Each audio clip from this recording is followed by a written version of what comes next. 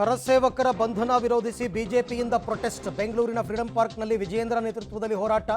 ಕಾಂಗ್ರೆಸ್ ಸರ್ಕಾರಕ್ಕೆ ಧಿಕ್ಕಾರ ಅಂತ ಬಿಜೆಪಿಗರು ಪ್ರತಿಭಟನೆಯನ್ನ ಮಾಡ್ತಾ ಇದ್ದಾರೆ.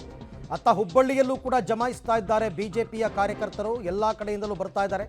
ಇದು ಕರಸೇವಕನ ಬಂಧನವನ್ನು ಖಂಡಿಸಿ ಬಿಜೆಪಿ ನಡೆಸ್ತಾ ಇರತಕ್ಕಂಥ ಹೋರಾಟ. ಬೆಂಗಳೂರಿನ ಫ್ರೀಡಂ ಪಾರ್ಕ್ನಲ್ಲಿ ವಿಜಯೇಂದ್ರ ನೇತೃತ್ವದಲ್ಲಿ ಪ್ರೊಟೆಸ್ಟ್.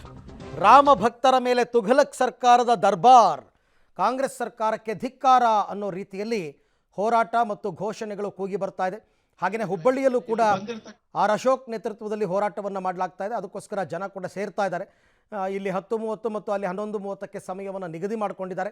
ಒಟ್ಟಾರೆ ಕಾಂಗ್ರೆಸ್ ಸರ್ಕಾರದ ವಿರುದ್ಧ ಬಿಜೆಪಿ ದೊಡ್ಡ ಮಟ್ಟದ ಹೋರಾಟವನ್ನು ನಡೆಸ್ತಾ ಇದೆ. ರಾಮ ಮಂದಿರ ಒಂದು ಉದ್ಘಾಟನೆ ಆಗ್ತದೆ, ಎಲ್ಲರೂ ಕೂಡ ಸಂಭ್ರಮಿಸುತ್ತಿದ್ದಾರೆ. ನಮ್ಮ ಭಾರತ ದೇಶ ಅಲ್ಲ, ಇಡೀ ಪ್ರಪಂಚದಲ್ಲಿರುವಂತ ಎಲ್ಲಾ ಹಿಂದೂಗಳು ಕೂಡ ಇವತ್ತು ಒಂದು ಸಂಭ್ರಮಣೆಯನ್ನು ಮಾಡ್ತಾ ಇದ್ದಾರೆ. ಏನೊಂದು 22ನೇ ತಾರೀಕು ಹೇಗಿರಬೇಕು, ನಾವು ಹೇಗೆ ಒಂದು ಸಂಭ್ರಮ ಮಾಡಬೇಕು ಅಂತ ಹೇಳ್ಬಿಟ್ಟು ಎಲ್ಲರ ಮನೆಯಲ್ಲೂ ಕೂಡ ದೀಪವನ್ನು ಬೆಳಗಿಸುತ್ತಾ ಒಂದು ದೀಪಾವಳಿ ತರ ಮಾಡಬೇಕು ಅಂತ ಹೇಳಿ ಎಲ್ಲರೂ ಕೂಡ. ಇದು ಬೆಂಗಳೂರಿನಲ್ಲಿ ಫ್ರೀಡಂ ಪಾರ್ಕಲ್ಲಿ ನಡೀತಾ ಇರತಕ್ಕಂಥ ಹೋರಾಟ ತಾವು ಗಮನಿಸ್ತಾ ಇರತಕ್ಕಂಥದ್ದು.